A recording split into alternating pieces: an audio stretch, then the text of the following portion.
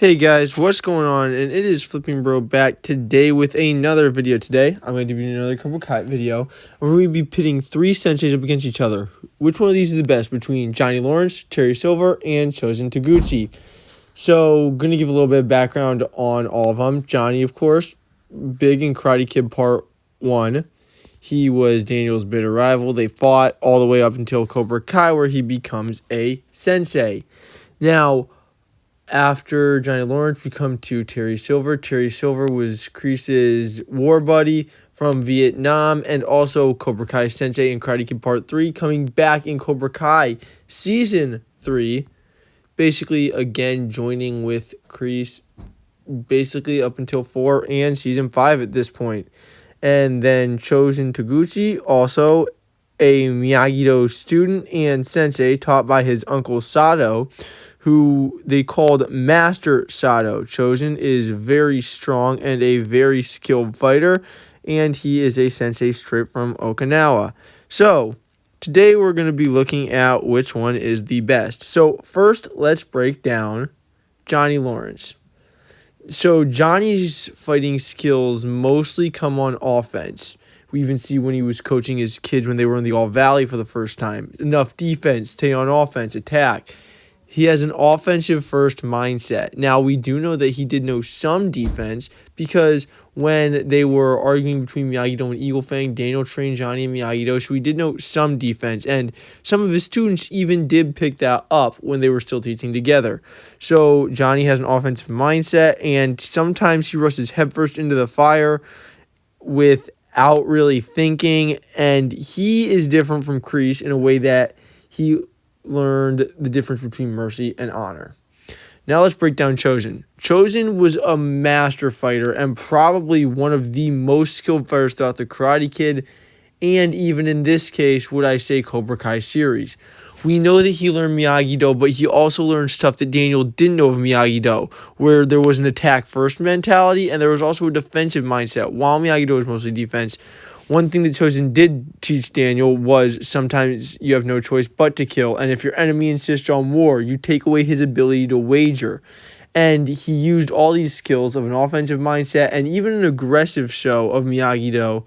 So he knew all the secrets of Miyagi-Do, basically centuries of karate. And he was definitely one of the strongest fighters that we saw throughout the whole series. Now let's break down Terry Silver, Cobra Kai, and Karate Kid Part 3. So when we see him in Karate Kid Part 3, he does fight Mr. Miyagi, the only one out of these three that actually did fight him. And he's different from Kreese as a sensei because we see him try 2 front punches and a side kick, which Miyagi dodges, and then when Miyagi lands a blow, we see him retreat to the wall. He keeps fighting until eventually Miyagi gains the upper hand, throws him into a mirror, breaking it, spilling paint all over him. However, we do know that he's probably one of the stronger fighters. And from what we know of him, we have seen him beat Johnny, even though, to be fair, it was kind of a cheap shot. Johnny wasn't looking, Silver came out of the shadows and nailed him with a solid front kick. But we do still know that he's one of the strongest fighters possibly in Cobra Kai. And we know that Terry Silver is strong, and at this point in Season 5, we've even seen him beat Daniel. So Terry Silver is good. When he beat Chozen, that was not technically valid for... Be fair, he did strike Chozen with a cheap blow too. So if we were comparing them when they were both ready, I think Chozen probably could have beat him. But hey, we'll get to that later. And one thing that we do know is when I think Chozen would beat him, well, another thing is it was with weapons. So maybe he's better hand to hand. I'll get to that later. Now, time to break him down, say who's the best, who's the worst, who's middle of the ground. Start from 3, work our way up to 1. And it pains me to do this because I did not want to put him here. But number 3, Johnny Lawrence.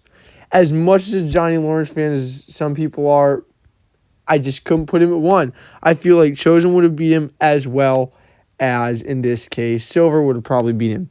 Johnny's strong. He's a good fighter, but his lack of defense would probably put him in a failing fight against Silver or Chozen. Number 2, Terry Silver. Sorry, Terry Silver fans, I just couldn't put him at 1. As strong as he is, I do feel like Chozen has more experience. Chozen was training, as we know, from a very young age, and while Silver's a good fighter, and while he lets it just go, and he fights like it's the last fight of his life, and we do know he's been down the battlefield. We do know that he has some mental problems. So if Chozen were to fight him in hand-to-hand, I feel like Chozen would have the edge, just because he said you have no choice but to kill, and if your enemy insists on war, you take away his ability to wager, and that's exactly what Philly would do, putting Chozen at number 1. Chozen is just strong, knows everything, and we know he's been fighting also from a very young age, like I just mentioned. And Chozen has many techniques, and unlike most, if he sees a weapon, he's not afraid to use it. Again, hand-to-hand combat, he's still very strong, very skilled, and we do know that he knows centuries of karate. He's learned centuries of karate, and his uncle was probably the strongest sensei out of all 4 Karate Kid senseis, if we were to count Colonel Dugan from the next Karate Kid, John Kreese, Terry Silver, and Sato. Sato is probably the strongest, who trained Chozen, which made Chozen obviously one of the strongest. And Miyagi even stated, "You are Uncle's finest student," putting Chozen number 1. Anyways, guys, I hope you liked the video, and I thank you for taking time out of your day to come watch the video. Until next time, peace out.